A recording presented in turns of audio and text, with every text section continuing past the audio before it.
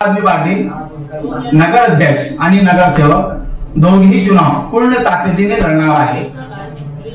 आम आदमी पार्टी गेल्या अनेक वर्षापासून भुसावळमध्ये काम करत आहे आणि आम्ही जे निवडणूक लढतोय, जे आदर्श पार्टी निवडणूक लढतोय, त्याच्यामध्ये आणि आमच्यामध्ये खूप फार मोठा फरक आहे। ते निवडणूक लढत आहे ठेक्यासाठी, त्याच्या हितासाठी। ठीक आहे, आम्ही आम आदमी पार्टीचे कार्यकर्ता कट्टर देशभक्त कार्यकर्ता आहे। आम्ही लोकांसाठी निवडणूक लढतोय। लोकांसाठी म्हणजे काय? चांगल्या पाणीसाठी, चांगल्या शिक्षणासाठी, चांगल्या आरोग्यासाठी आणि जनतेच्या मूलभूत सुविधासाठी। मग येणाऱ्या निवडणुकीमध्ये जे कोणी जर इच्छुक उमेदवार असेल तर माझी त्यांना विनंती आहे आज जोडून की तुम्ही करण भाऊ आणि मोहन भाऊ आणि माझाही नंबर आहे, ते आम्हाला संपर्क करा। एवढा बोलून मी माझ्यातून सांगतो। वंदे मातरम। मी विजय सुमाळे, आम आदमी पार्टी जिल्हा उपाध्यक्ष।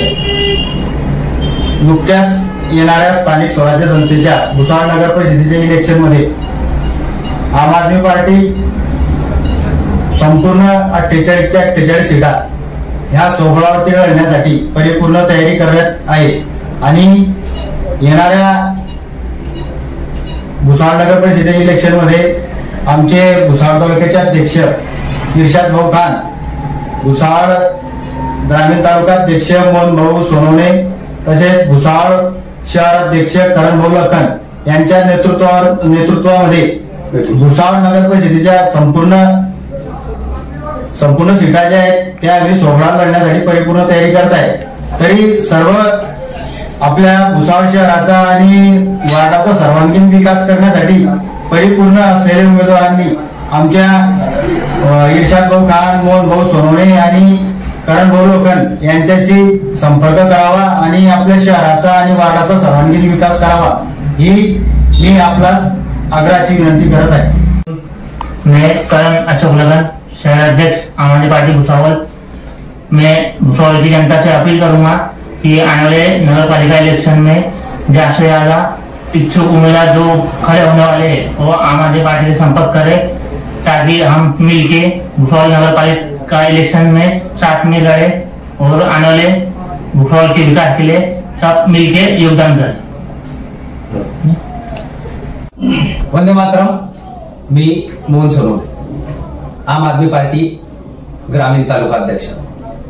ज्या प्रकारे स्थानिक स्वराज्य संस्थाचे इलेक्शन नुकत्याच काही दिवसांमध्ये होणार असून भुसावळ नगरपालिकेसंदर्भात आज या ठिकाणी बातमी व्हायरल करण्यासाठी आम्ही आज आमची पत्रकार परिषद या ठिकाणी घेत आहोत आणि त्याच अनुषंगाने भुसावळ हा एक देशातील केंद्रबिंदू आहे आणि केंद्रबिंदू असल्यावरही आज भुसावळची जी परिस्थिती आहे ही खूप दयनीय आहे।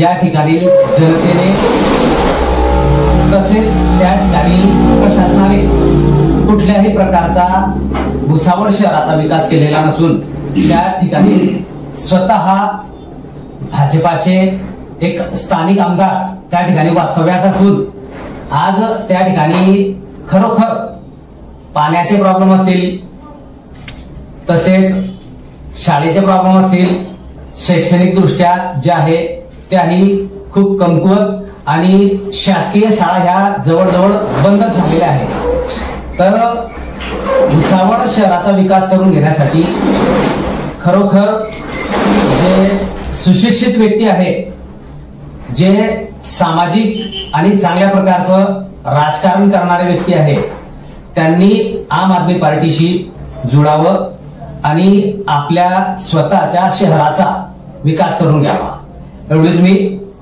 संपूर्ण भुसावळकरांना विनंती करेन।